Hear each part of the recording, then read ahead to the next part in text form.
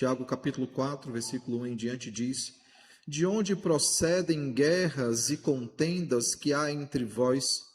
De onde senão dos prazeres que militam na vossa carne? Cobiçais e nada tendes, matais e invejais e nada podeis obter. Viveis a lutar e a fazer guerras, nada tendes, porque não pedis. Pedis e não recebeis, porque pedis mal, para esbanjardes em vossos prazeres. Infiéis, não compreendeis que a amizade do mundo é inimiga de Deus? Aquele, pois, que quiser ser amigo do mundo, constitui-se inimigo de Deus. Ou supondes que em vão afirma a Escritura: é com ciúme que por nós anseia o Espírito, que ele fez habitar em nós? Antes, ele dá maior graça. Pelo que diz: Deus resiste aos soberbos, mas dá graça aos humildes. Sujeitai-vos, portanto, a Deus, mas resisti ao diabo e ele fugirá de vós. Chegai-vos a Deus e ele chegará a vós outros. Purificai as mãos, pecadores, e vós que sois de ânimo dobre, limpai o coração. Afligi-vos, lamentai e chorai. Converta-se o vosso riso em pranto e a vossa alegria em tristeza. Humilhai-vos na presença do Senhor e ele vos exaltará. Irmãos, não faleis mal uns dos outros. Aquele que fala mal do irmão ou julga seu irmão, fala mal da lei e julga a lei. Ora, se julgas a lei, não és observador da lei, mas juiz. Um só é legislador e juiz, aquele que pode salvar e fazer perecer.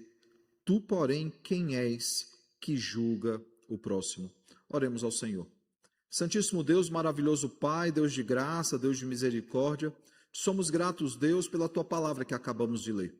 Clamamos ao Senhor que mais uma vez o Senhor ilumine o nosso entendimento pelo Santo Espírito, para que possamos entender a Tua palavra, o mesmo Espírito Santo que inspirou Tiago a escrever essa porção que acabamos de ler, que ele possa iluminar o nosso entendimento, Pai, para que possamos entender tudo o que lemos, Pai. Também clamamos que Cristo, profeta da igreja, mais uma vez nos admoeste, nos exorte, nos console, que mais uma vez, Senhor, Ele nos purifique, nos aperfeiçoe, para que nos pareçamos cada vez mais com Ele, ó Pai. Afasta de nós, Senhor, aquilo que já fomos, Senhor, e nos transforma cada vez mais à semelhança do Teu Filho, Pai. Essa é a nossa oração, ó Senhor, em nome de Jesus. Amém. Irmãos, no domingo passado nós olhamos então para a porção anterior, o capítulo 3, estávamos naquela maratona, que era justamente correr para deixar em dia a série de pregações. Tivemos 2 domingos de maio que a série não pôde ser cumprida, e aí nós precisamos juntar sermões, e graças a Deus agora estamos no ritmo correto, e os 3 próximos sermões, o de hoje, do dia 21 e do dia 28, eles já estarão no ritmo correto. E nós olhamos então para o capítulo 3, ele todo, e nós aprendemos mais sobre a fé que promove a paz.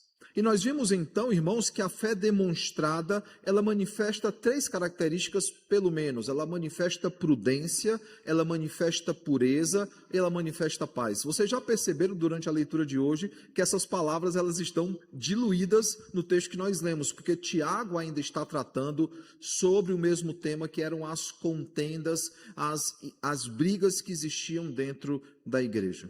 Ainda falando do domingo passado e do sermão passado, nós aprendemos então 3 preciosas aplicações. A primeira delas, irmãos, nós aprendemos que nós precisamos ter prudência nos nossos lábios, para que as nossas palavras, todas elas, sejam edificantes, sejam necessárias e graciosas. Elas precisam edificar, elas precisam ser necessárias, elas precisam transmitir graça àqueles que ouvem. A segunda coisa que nós aprendemos, irmãos, é que nós precisamos ter pureza no coração. Aliás, é do coração que procedem todas as coisas. A boca fala do que o coração está cheio. Então, para controlar a nossa língua, nós precisamos ter pureza em nossos corações. E ao falar sobre pureza de coração, nós estamos falando das nossas motivações, nós estamos falando dos intentos do nosso coração. As motivações, elas precisam ser puras, elas precisam glorificar ao Senhor. Quando eu irei dizer algo, eu preciso perguntar: isso glorificará ao Senhor? Acima de tudo, trará glória ao nome de Deus? E a terceira coisa que nós aprendemos, irmãos, é que nós precisamos ter paz nos nossos relacionamentos. Ter paz em nossos relacionamentos para que sejamos, irmãos, promotores da paz. Para que tenhamos, irmãos, relacionamentos que manifestem a sabedoria do alto, a sabedoria celeste. Ao abrirmos as nossas bocas, as pessoas precisam ouvir a palavra do Senhor e como o próprio Cristo falando a cada uma delas. Hoje nós aprofundaremos, claro, mais sobre isso, mas é necessário que pensemos a respeito de tudo aquilo que já ouvimos no domingo passado. E a pergunta então que ficou para a nossa reflexão semanal foi: a fé, a sua fé, ela promove a paz? E eu não falo da paz do mundo, eu falo da verdadeira paz que excede todo entendimento. Ela promove a paz?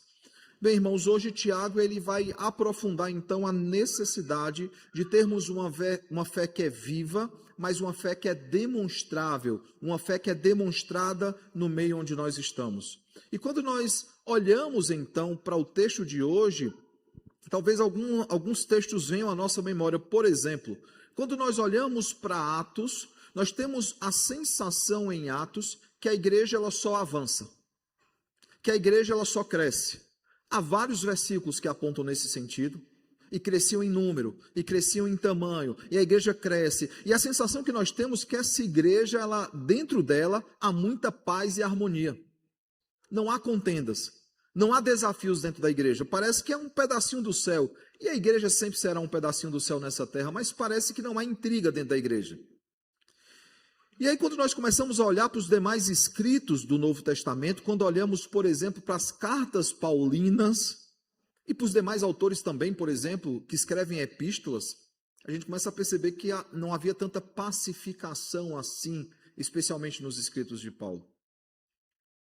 Não havia tanta harmonia assim dentro da igreja. Não, irmãos, haviam-se conflitos. E esses conflitos, irmãos, eles eram reais. Em igrejas que se reuniam costumeiramente, que adoravam a Deus, que buscavam viver em santidade, mas que ainda davam vazão, ainda davam espaço para que o pecado estivesse dentro da igreja e causasse então muitos problemas. É engraçado que quando nós olhamos para as histórias bíblicas, parece-nos aparentemente que os problemas são causados por inimigos externos, pessoas fora da igreja. E Paulo ele começa a quebrar essa expectativa, ou essa impressão, mostrando, inclusive, que no meio de alguns presbíteros, lá na igreja de Éfeso, existiam problemas. Já em Atos ele já nos dá essa informação, e fica muito claro na carta a Timóteo, na primeira carta, na segunda carta a Timóteo, fica muito claro isso, irmãos. E é interessante porque Tiago ele não está escrevendo sobre algo que ele ouviu de Paulo. Ele é anterior a Paulo. Ele é um convertido, ao que tudo acredita, logo após a ressurreição de Cristo. Ele é o irmão do nosso Senhor, mas além disso, irmãos, ele é o primeiro a escrever no Novo Testamento. Ele escreve em 45 depois de Cristo. Ele é o primeiro autor a escrever, o primeiro autor do Novo Testamento a escrever. As demais cartas, por exemplo, de Paulo, só vão vir aí no final dos anos 40, 49, 50, e aí ele vai escrever década de 50, década de 60. E aí nós temos os evangelistas, os evangelhos que ainda não haviam sido escritos, sendo escritos então já ali no final da década de 60, antes do começo da década de 70.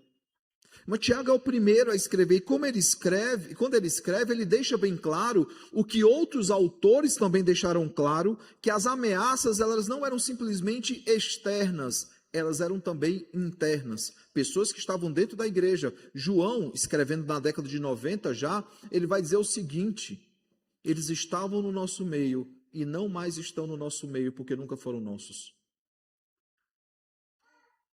Talvez a pergunta que fique é: por que isso acontecia? Por que havia discórdia, contendas, inimizades, mesmo no meio de pessoas que professavam a fé no Senhor? Bem, irmãos, Tiago ele começa a responder essa questão que ele já havia começado a tratar no capítulo de número 1, quando ele fala da cobiça dos nossos corações, que é o motivo de sermos tentados e de pecarmos. Ele retorna então ao tema e ele vai dizer que há só um problema, como ele já havia dito no capítulo 1:14. No capítulo 1, versículo 14, ele já havia dito que o problema era por causa da nossa própria cobiça. E aqui então ele volta à mesma questão quando ele abre perguntando, né? E nós veremos que há várias perguntas. Ele abre a porção de hoje perguntando, ele conclui a porção de hoje perguntando. Ele pergunta o seguinte: de onde procedem guerras e contendas que há entre vós? E é interessante que a segunda pergunta que ele faz já é uma resposta, né? De onde, senão dos prazeres que militam na vossa carne? Ele está retornando ao tema que ele já havia tratado no capítulo 1. Nós não somos tentados por Deus, porque Deus não tenta ninguém, porque Deus não pode ser tentado, logo ele não tenta ninguém. Nós somos tentados pela cobiça dos nossos próprios corações. Essa uma vez nos atrai, nos faz pecar, e uma vez que nos faz pecar, nos leva à morte. Ele retorna então a essa cobiça, aos prazeres que militam dentro, irmãos, que militam na nossa carne. Ele diz o seguinte: esse é o motivo, e ele continuará usando o verbo cobiçar, que é um verbo que está implícito no versículo de número 1. Ele vai dizer o seguinte: cobiçais e nada tendes, matais e invejais e nada podeis obter, viveis a lutar e a fazer guerras. O versículo de número 2, e ele conclui: nada tendes, porque não pedis. É interessante, irmãos, essa palavra de Tiago, porque nós vivemos em um contexto pós-moderno, e num contexto pós-moderno, algumas palavras de ordem como autonomia, como autossuficiência, autoafirmação. Então, em dias de autossuficiência, de autonomia, de autoafirmação, nós somos chamados por Tiago a uma reflexão que é muito importante, que é sondar os nossos corações, olhar para dentro de nós e tirar de dentro de nós aquilo que não agrada o Senhor. Voltando então ao texto, irmãos, e a pergunta que abre esse texto, eu gostaria de repeti-la. Tiago pergunta então: de onde procedem guerras e contendas que há entre vós? De onde senão dos prazeres que militam na vossa própria carne? Tiago, irmãos, ele nos mostra claramente que muitos dos problemas que nós temos na nossa vida cristã, ou que surgem dentro da igreja, ocorrem por causa do orgulho humano. É interessante, irmãos, pensarmos sobre a palavra orgulho. Esse foi o pecado dos nossos primeiros pais. A egolatria. Nós somos levados, e Paulo não tenta nos enganar, e nós somos levados a pensar que o pecado original, o pecado dos nossos primeiros pais foi a desobediência. E ele diz isso claramente em Romanos. Só que a desobediência é a manifestação externa de algo que é interno. O pecado que os levou à desobediência foi o orgulho, a vaidade.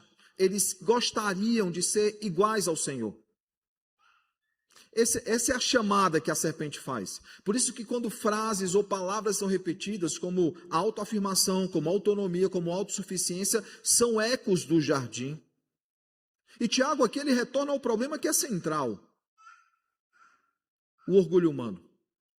Ele aponta, irmãos, que os conflitos na igreja, as orações não respondidas, porque ele diz que orações aqui não eram respondidas, o mundanismo dentro da igreja, relacionamentos destruídos, todos eles, irmãos, têm uma raiz comum. E a raiz comum é um coração que deseja ocupar o lugar de Deus. Nós veremos no próximo texto, e eu me senti muito inclinado a já entrar nele também, mas nós já estamos no ritmo correto. O próximo texto vai nos falar, inclusive, sobre fazer planos. Que aqueles que dizem que vai a tal cidade fazer tal negócio, e não dizem que se for da vontade do Senhor, estão pecando contra Deus. Ele está olhando então, irmãos, para um coração que grita por autonomia, por autossuficiência, por controle das suas ações e dos seus atos. E ele diz então nos versículos 2 e 3, cobiçais e nada tendes, matais e invejais e nada podeis obter. Viveis a lutar e a fazer guerras, nada tendes, porque não pedis, e não recebeis, porque pedis mal, para esbanjardes em vossos prazeres. Veja, irmãos, que aqui propositalmente ele organiza o seu argumento, apresentando um problema, e já apresentando um pecado, e já apresentando a explicação desse pecado. Por exemplo, cobiçais e nada tendes. Aí ele vai mais à frente dizer o seguinte: nada tendes por quê? Porque não pedis. Depois ele apresenta uma segunda questão: matais e invejais, e não podeis obter. Por que nós não podemos obter? Porque é o que ele vai falar: pedis e não recebeis. Ou seja, vocês não podem obter por quê? Porque vocês pedem mal. É interessante porque nós já ouvimos essa questão de pedir ao Senhor. Se você pedir ao Senhor sabedoria, certamente Ele lhe dará sabedoria. Ele continua o versículo dizendo o seguinte: por que nós pedimos mal? É falta de fé? É uma oração errada? Existem palavras mágicas? Não. Para esbanjardes em vossos prazeres. Ele ataca a motivação por trás. A motivação deles era alimentar o seu próprio ego, o seu próprio coração, alimentar o seu próprio orgulho. Por isso eles não eram atendidos em suas orações. E percebam que aqueles que cobiçam, aqueles que matam, aqueles que invejam, eles nada têm, eles nada obtêm, ou porque não pedem, ou porque quando pedem, pedem mal. Por quê? Para esbanjardes em vossos prazeres. O primeiro pecado, então, que ele combate já nos versos iniciais é justamente o orgulho, o desejo de ter as suas próprias coisas e realizar os seus próprios feitos para a sua própria glória. Mas há um outro pecado que ele vai também apontar nos versículos 4 e 5. Ele vai falar sobre a amizade com o mundo, conhecido como mundanismo e tantos outros nomes, como secularismo e tantas outras coisas. É o século, ou o mundo entrando dentro da igreja. Veja o que é que ele diz nos versículos 4 e 5. Infiéis, não compreendeis que a amizade do mundo é inimiga de Deus? Aquele, pois, que quiser ser amigo do mundo, constitui-se inimigo de Deus. Ou supondes que em vão afirma a Escritura, é com ciúme que por nós anseia o Espírito, que ele fez habitar em nós. Interessante, irmãos, percebermos aqui que João, ele vai repetir o mesmo pensamento depois, quando ele diz o seguinte, em 1 João 2,15, não ameis o mundo, nem as coisas que há no mundo. Se alguém amar o mundo, o amor do Pai não está nele. O argumento de Tiago é dizer o seguinte, que como habitação do Espírito Santo, que anseia por nós, que geme por nós, que tem ciúme de todos nós, sendo a habitação do Espírito Santo, nós não podemos, irmãos, ser amigos do mundo. Porque aqueles que são amigos do mundo, o texto diz, constituem-se inimigos de Deus. É uma consequência lógica, irmãos, porque ao nos posicionar como amigos do mundo, nós estamos fazendo uma escolha.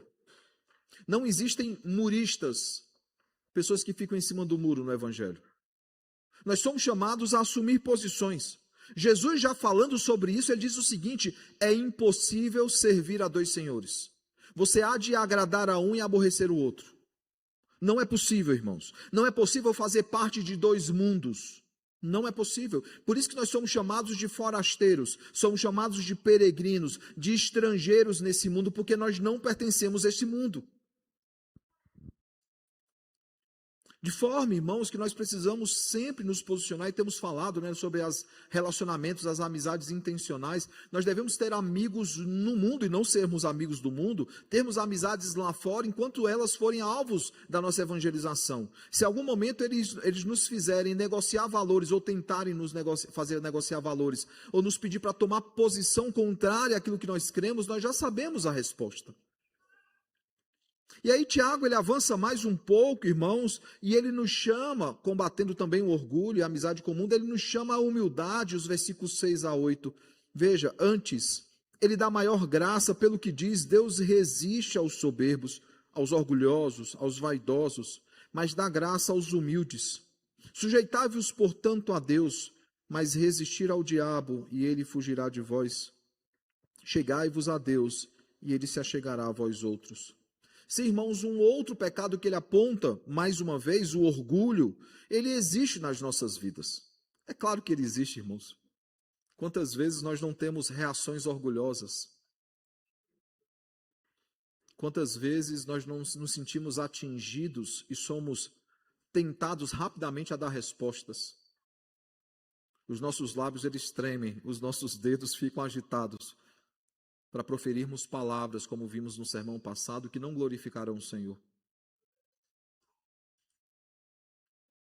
Sim, irmãos, o orgulho ele existe em nossas vidas, mas a graça de Deus, irmãos, ela existe também em nossas vidas, ela nos conduz à verdadeira humildade. Esse sentimento de que eu não posso ser humilhado. Não, há promessas bíblicas de que os humilhados serão exaltados. Inclusive, há uma repetição de Tiago aqui em relação a esse ensino do Senhor. Porque assim que o nosso mestre aconteceu com ele, ele foi humilhado para ser exaltado. Assim, irmãos, nós precisamos deixar de lado todo orgulho e nos sujeitar completamente ao Senhor, nos achegar ao Senhor, como o texto diz, se nós nos achegarmos a Ele, Ele se chegará a nós.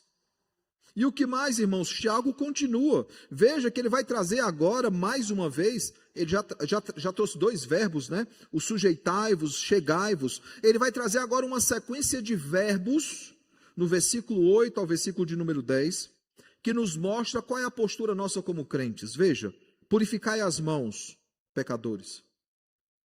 E vós que sois de ânimo dobre, nós já ouvimos essa expressão Tiago usando antes, justamente quando ele está falando sobre o quê? Sobre a sabedoria. Limpai o coração. Afligi-vos, lamentai e chorai. Veja quantos verbos. Converta-se o vosso riso em pranto e a vossa alegria em tristeza. Humilhai-vos na presença do Senhor e Ele vos exaltará. Você não precisa entender, irmãos, o original, o grego, para entender o que é que Tiago ele está fazendo aqui. Ao usar verbos, ele está deixando bem claro que o cristianismo ele é prático, ele é ativo. Ações se esperam daqueles que amam e servem ao Senhor. A igreja é chamada constantemente a estar agindo, a estar em contínua ação. Contínua ação. Só para quebrar a palavra, que ficou emendado, né? Percebam aí, irmãos, quantos verbos. E todos esses verbos, eles apontam para uma mudança, para o processo de santificação que acontece nas nossas vidas.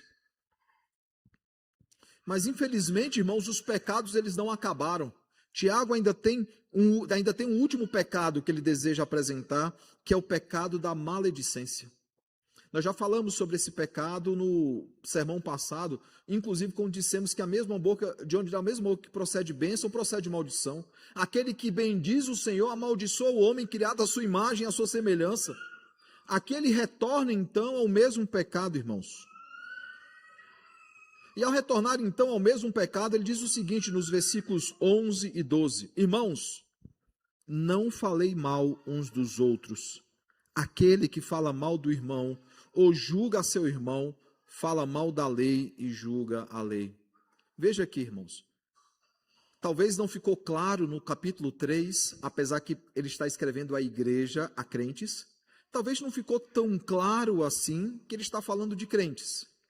Que aqueles que difamavam, que eram maledicentes, eles eram maledicentes com irmãos na fé.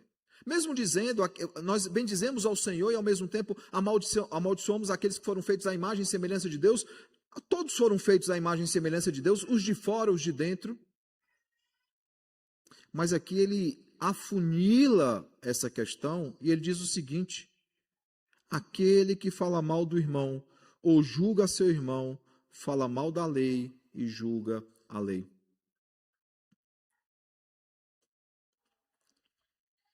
É interessante isso, irmãos. Nós falamos sobre isso no domingo passado. Quando nós pecamos contra o nosso irmão, quando nós pecamos contra a unidade da igreja, nós pecamos contra aquele que é o cabeça da igreja. Por isso Deus ele é o vingador. E aqui ele vai trazer um segundo argumento bem profundo. Ele vai nos dizer o seguinte: aquele, irmãos, que fala mal do seu irmão, que julga seu irmão, fala mal da lei e julga a lei. Por quê? Porque nós temos um decálogo, 10 mandamentos, onde somos ensinados não apenas a amar a Deus sobre todas as coisas, mas ao próximo como a nós mesmos. Dessa forma, irmãos, o texto ele nos diz o seguinte: quando nós falamos mal do irmão, nós estamos falando mal da lei, e quando nós julgamos ao nosso irmão, nós estamos julgando a lei. E aí ele vai trazer uma reflexão bem simples. Ora, isso não é questionável, tá, irmãos? Essa sentença trazida por Tiago é a consequência do que ele entende. Ele fala assim: irmãos, é isso aqui. Você pode não concordar, você pode achar, mas é isso aqui que a palavra nos traz. E aí ele vai trazer uma consequência então para isso. Ora, se ao saber que ao falar mal do irmão, você está falando mal da lei, e que ao julgar o seu irmão, porque a maledicência é isso, é você imputar muitas vezes pecados ao irmão. Você está julgando o seu irmão, você está julgando a lei, ele vai trazer uma consequência bem simples, vai dizer, ora, se julgas a lei, aí você vai falar, não, eu não julgo a lei, você fala mal do seu irmão e fala mal da lei, julga o seu irmão, você julga a lei. Se julgas a lei, não és observador da lei. Todos nós somos chamados a observar a lei do Senhor, meditar na sua lei de dia e de noite, todos nós. Se não és observador da lei, você é juiz da lei. Você é um legislador. Você é aquele que interpreta e que promulga essa lei. Aí ele vai dizer o seguinte, meu irmão, um só é legislador, um só é juiz, aquele que pode salvar e fazer perecer. Ou seja, aquele que pode dar sentença de vida e sentença de morte. E aí ele faz uma outra pergunta, conclui o versículo 12 dizendo, tu, porém, quem és que julgas o próximo?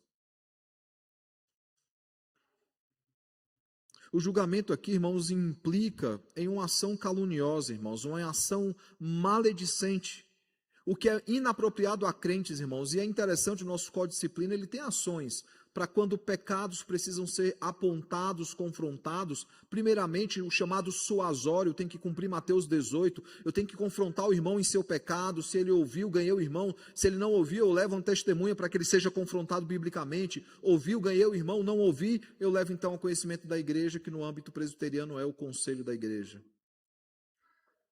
E em todo o tempo, irmãos, há o espaço para o perdão. Inclusive a pergunta que se faz é, quantas vezes eu devo perdoar? E alguns falam 70 vezes 7, né, a formulazinha mágica. Mas eu gosto de Marcos, se eu não estou enganado, é ele que diz que é todas as vezes que aquele irmão se arrepende e pede perdão. Se arrepende genuinamente e pede perdão. E aí nós temos então, irmãos, isso. Nós temos algo que é inapropriado para nós, nós temos os meios para lidar com pecados. Não é tripudiando na vida de alguém, não é difamando. Você não dá oportunidade para que aquele irmão, ou ele se arrependa do seu pecado, ele se defenda de uma calúnia, você não dá espaço. É interessante como essa ação maledicente que corrói a igreja, ela acontece, né, irmãos? Do hora para outra você descobre que alguém está falando de você. E eu acho que é um dos sentimentos mais tristes que nós temos. Porque junta a decepção com o sentimento de injustiça, com o sentimento de incapacidade de poder defender-se. Nós nos sentimos incapazes, irmãos, diante disso. E Tiago diz, vocês não devem fazer isso. Isso não é apropriado para nós crentes. Porque ele já havia dito isso, irmãos, nos versículos 9 e 10 do capítulo 3 e versículos 17 e 18. Diz o seguinte, com ela bendizemos ao Senhor e Pai, também com ela amaldiçoamos os homens feitos à semelhança de Deus. De uma só boca procede bênção e maldição. Meus irmãos, não é conveniente que essas coisas sejam assim. Versículo 17 e 18. A sabedoria, porém, lá do alto, primeiramente pura, depois pacífica, indulgente, tratável, plena de misericórdia e de bons frutos, imparcial, sem fingimento. Ora, é em paz que se semeia o fruto da justiça para os que promovem a paz. Por isso a pergunta, quando ele conclui o versículo 2, dizendo o seguinte, quem nós somos para achar que podemos julgar alguém? Jesus, inclusive, vai dizer, meu irmão, tira a trave do olho. Não é nosso papel. Não é nosso papel sermos juízes, e graças a Deus por isso, porque julgaríamos mal, e julgaríamos com um teto de vidro absurdo, porque temos também pecados a confessar e a nos arrepender. Não, irmãos, a nossa boca, a nossa vida é chamada para glorificar a Deus em todo o tempo. E é isso que Tiago então traz informação. Claro, nós veremos nos próximos sermões que o tom ele vai só subir, porque há outros pecados sendo confrontados por Tiago. Mas eu gostaria de, irmãos, de olhar para esses muitos pecados que já foram apresentados aqui e pensar um pouquinho sobre como o crente ele precisa proceder na igreja do Senhor. Lembrando justamente, irmãos, o tema de hoje, né, uma fé piedosa. Para que tenhamos essa fé piedosa, qual é a postura que se espera de nós? Como é que o crente ele deve proceder? Como é que ele deve agir? E o texto, então, ele nos apresenta aspectos bem importantes. O primeiro deles, irmãos, é que o verdadeiro crente, o crente piedoso, ele precisa ter discernimento. Nós já falamos sobre a prudência, mas permita-me avançar um pouquinho mais e aprofundar um pouquinho mais esse tema. O primeiro chamado de Tiago no texto é que, para os crentes, é que eles precisam ter discernimento, eles precisam identificar a raiz dos conflitos. Aqueles que já fizeram pré-nupcial comigo sabem do que eu estou falando, os que farão também saberão. O principal na resolução de conflitos e na contenção de um conflito é você identificar a raiz do problema. Deixa eu dar um exemplo bem simples. Lá estão marido e esposa decidindo pintar a casa. Eles entendem que a casa precisa ser pintada.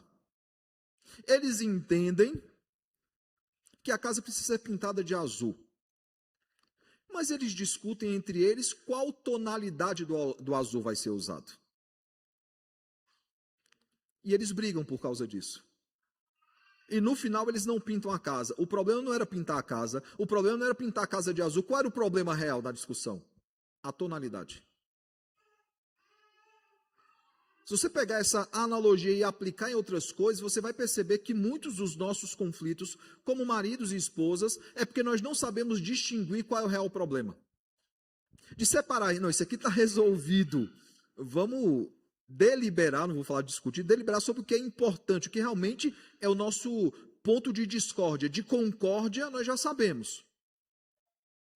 Tiago, ele vai falar isso, vocês não sabem identificar o problema. E ele faz uma segunda pergunta, nós vemos, se não dos prazeres na carne de vocês que militam. Ele faz uma segunda pergunta justamente para identificar a raiz dos conflitos. E lembra, irmãos, nós já vimos isso, esse texto ele é cheio de perguntas. E já no início, no versículo 1, e esse primeiro ponto vai do versículo 1 ao versículo 3, nós já temos duas perguntas. De onde procedem guerras e contendas que há entre vós? De onde senão dos prazeres que militam na vossa carne? A segunda pergunta, irmãos, ela já ajuda a responder a primeira pergunta. E a resposta, irmãos, é surpreendente. Os conflitos, irmãos, externos, ou seja, os conflitos que acontecem fora de nós, eles nascem de desejos desordenados que guerreiam dentro de nós, ou seja, de forma interna. Você já tratou alguém mal porque não estava num dia bom? Já foi mal educado com alguém porque você não acordou bem? E aí você teve que parar e falar, meu irmão, me perdoa, não estou tendo um bom dia. Essa é a reflexão de Tiago. Claro, ele aponta o real problema. Não foi uma noite mal dormida, não foi porque você não tomou um bom café, não é porque você está estressado com outras coisas, não. Ele apresenta o motivo, os prazeres que militam na vossa carne. Todas as nossas ações externas, irmãos, elas precisam ser uma manifestação de algo que é interno, seja bom ou ruim. E sempre será assim.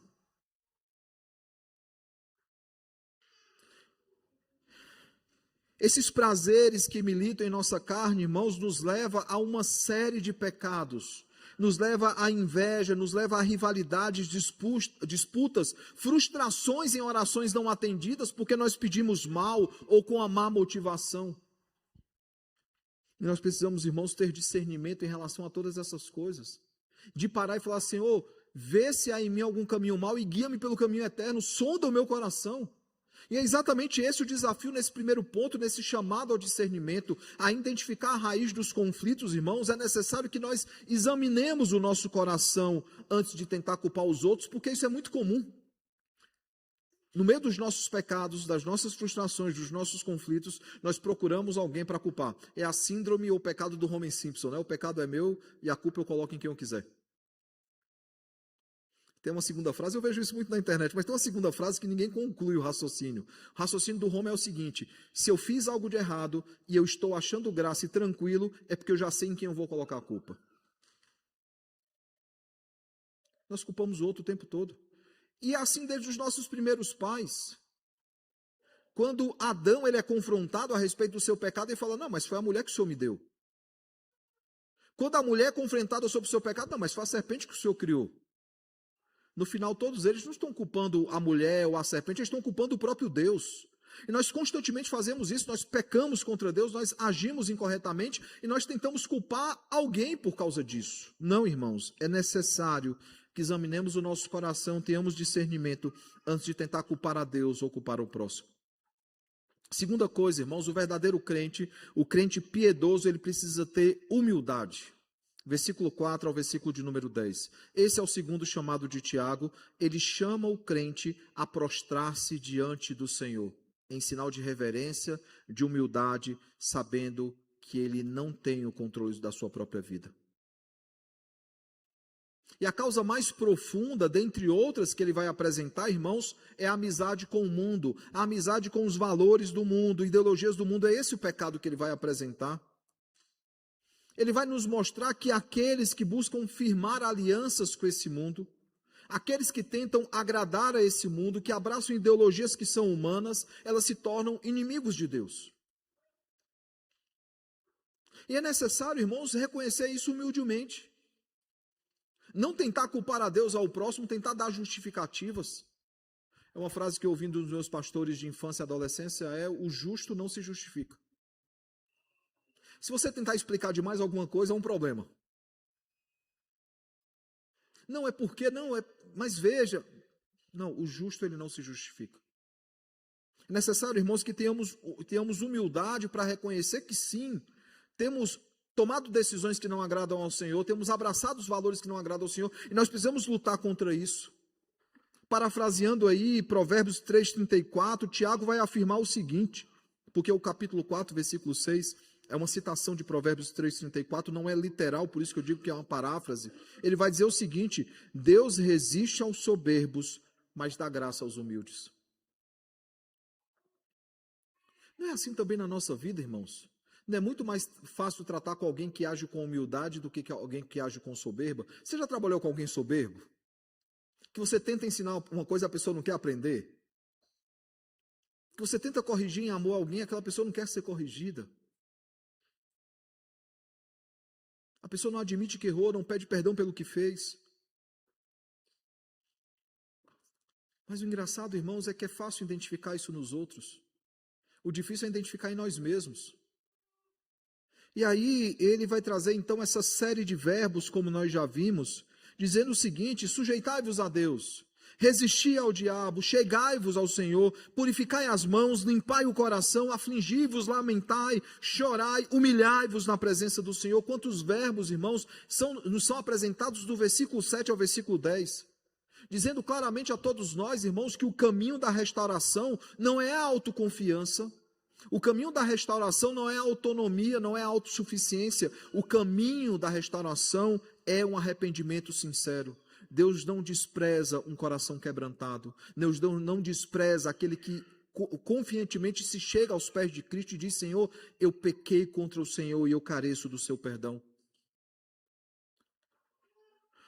A história que nos é trazida nos evangelhos são dois homens, um religioso e outro publicano. E o religioso, ele fala para Deus, ele fala das suas conquistas, de como ele é espiritual, de como ele é bom.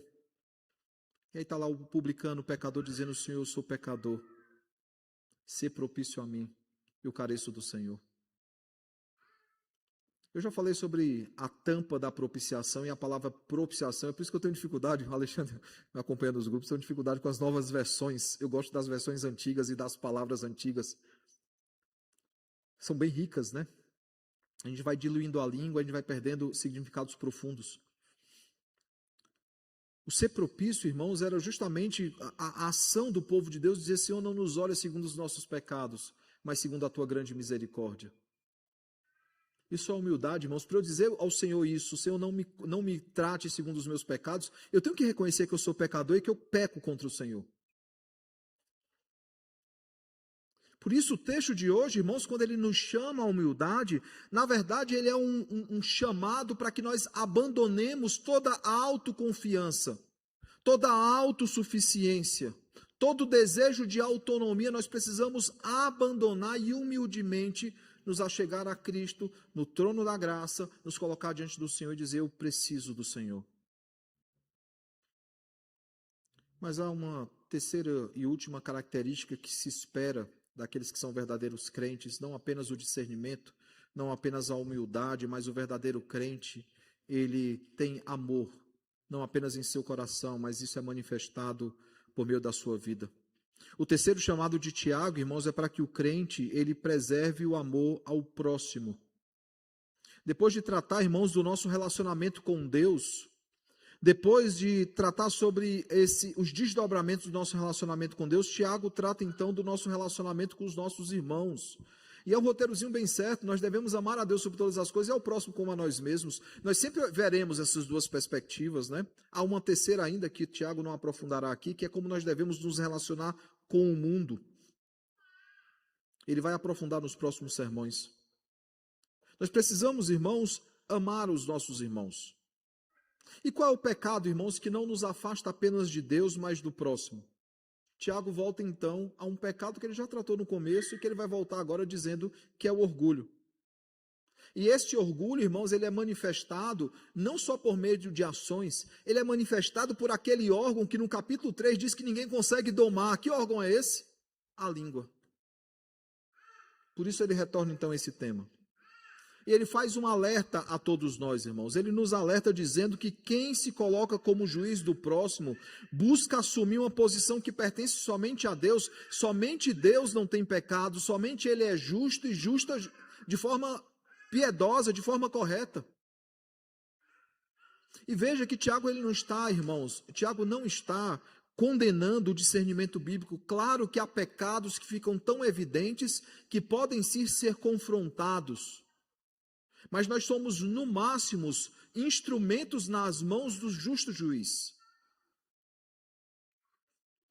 Talvez uma espécie de promotor de acusação no sentido de confrontação de pecados. Mas jamais um juiz. Nem sequer um advogado. O advogado é Cristo, é Ele que intercede por nós. Tiago não está condenando, irmãos, o discernimento bíblico de confrontar pecados evidentes.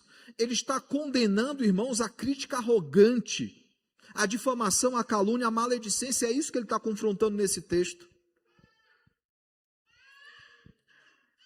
Normalmente nós acusamos o outro daquilo que nós fazemos muitas vezes, né? Eu já disse aos irmãos que muitos se alegram, infelizmente, em apontar o dedo para o próximo, porque meio que no seu coração ele está dizendo o seguinte: cara, eu sou pecador, eu sou uma alma cebosa, mas tem gente pior do que eu. Essa não é, irmãos, a nossa posição, porque o texto deixa bem claro que o único juiz, o único legislador é o nosso Deus. Somente Ele sonda corações, somente Ele conhece motivações, somente Ele não tem pecados, somente Ele pode julgar de forma correta. Assim, irmãos, ao falar mal dos nossos irmãos, nós estamos demonstrando para Tiago e pela Escritura um coração orgulhoso que se esqueceu, acima de tudo, a graça que foi recebida pelo Senhor.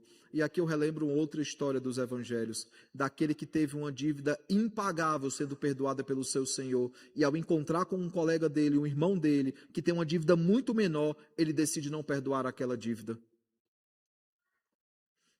Já compartilhei, inclusive nesse sermão, sobre essa história que é contada, essa parábola, alguns colocam como parábola.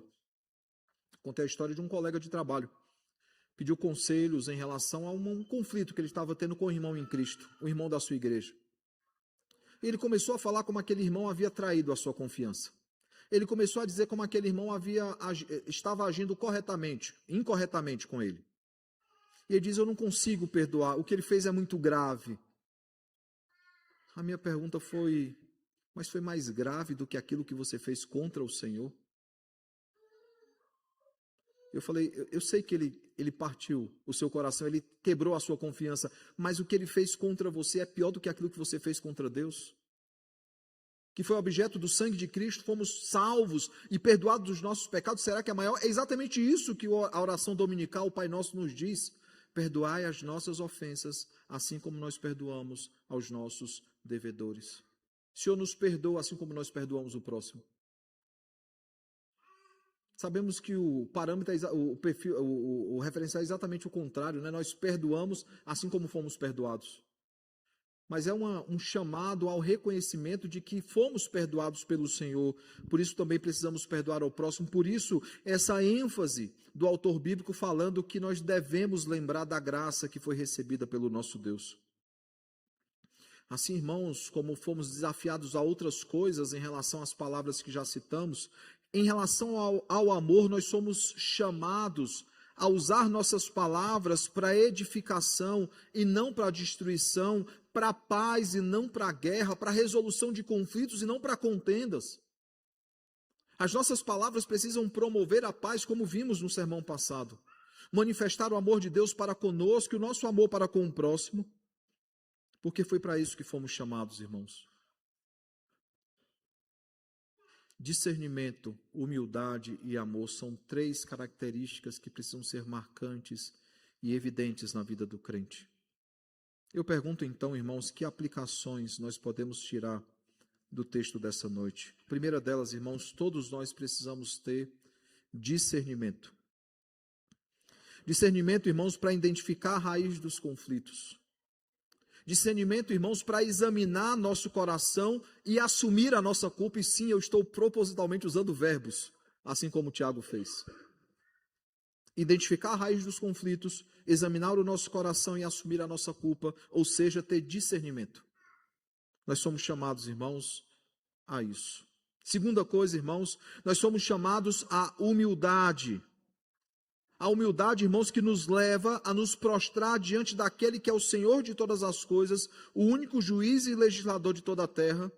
E ao fazermos isso, irmãos, ao nos prostrarmos diante do Senhor, nós somos chamados a abandonar toda forma de autossuficiência, de controle das nossas vidas ou tentativa de controle.